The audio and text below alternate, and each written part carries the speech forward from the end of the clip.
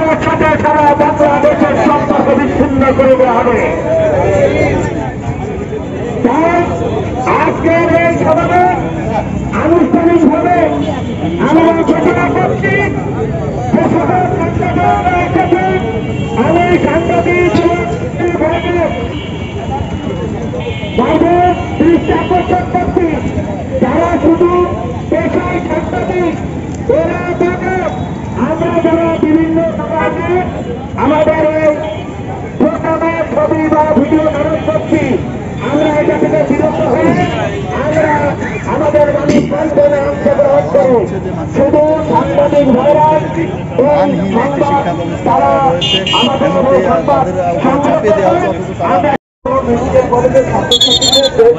তারা বক্তব্য দিচ্ছে, আমরা সরাসরি মাইক কাছে দিয়ে দিচ্ছি, তারা কথা বলুন। আপনাদের কে কথা বলছিলেন, নাম কি বলেন? নাম কি আপনার?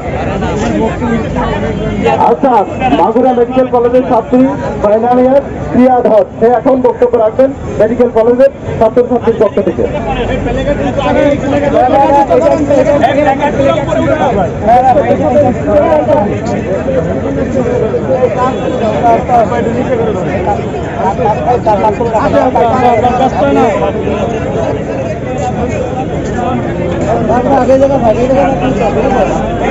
আমরা আসলে আজকে এখানে উপস্থিত হয়েছি একটা কারণে, আমাদের রিসেন্টলি হচ্ছে একটা নিউজ আসে যে আমাদের লাস্টে যে 6টা সরকারি মেডিকেল কলেজ দেশের বিভিন্ন জায়গায় গঠন করা হয়েছিল সেগুলো হচ্ছে মানহীন এবং সেগুলোর ছাত্রছাত্রীদেরকে আশেপাশে বিভিন্ন সরকারি মেডিকেল কলেজগুলোতে মার্চ করে দেওয়া হবে, মাইগ্রেশন করে দেওয়া হবে।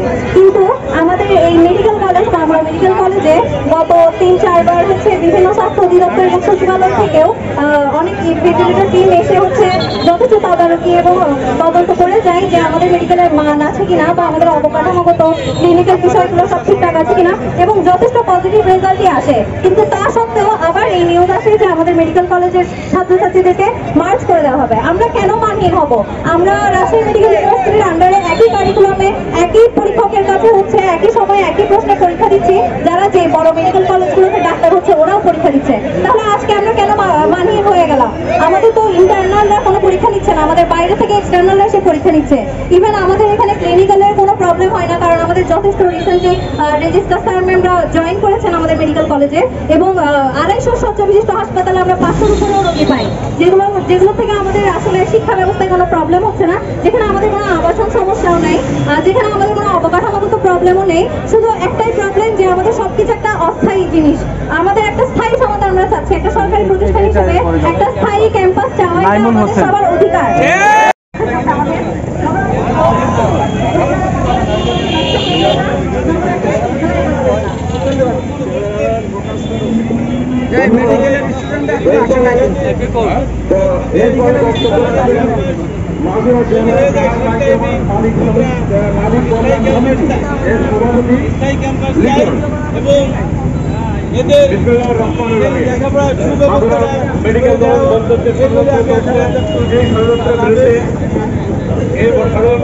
আমরা এখন ঘোষণা করছি গত 15 মেডিকেল কলেজ থেকে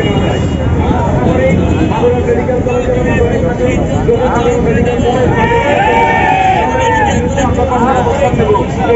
এবং আজকে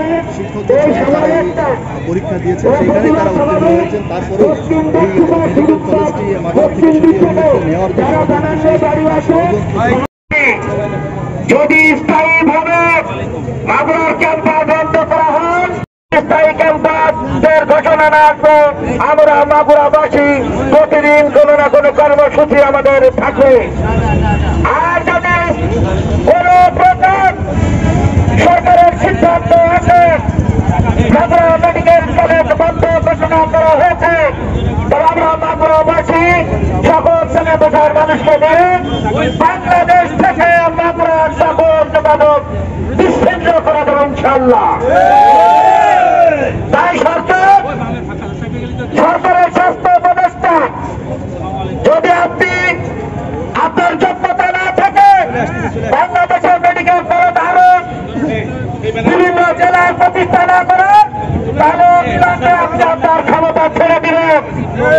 আমরা এই সকল অযোগ্য মানুষকে বাংলাদেশের কোন রাষ্ট্রীয় ক্ষমতায় দেখতে চাই না।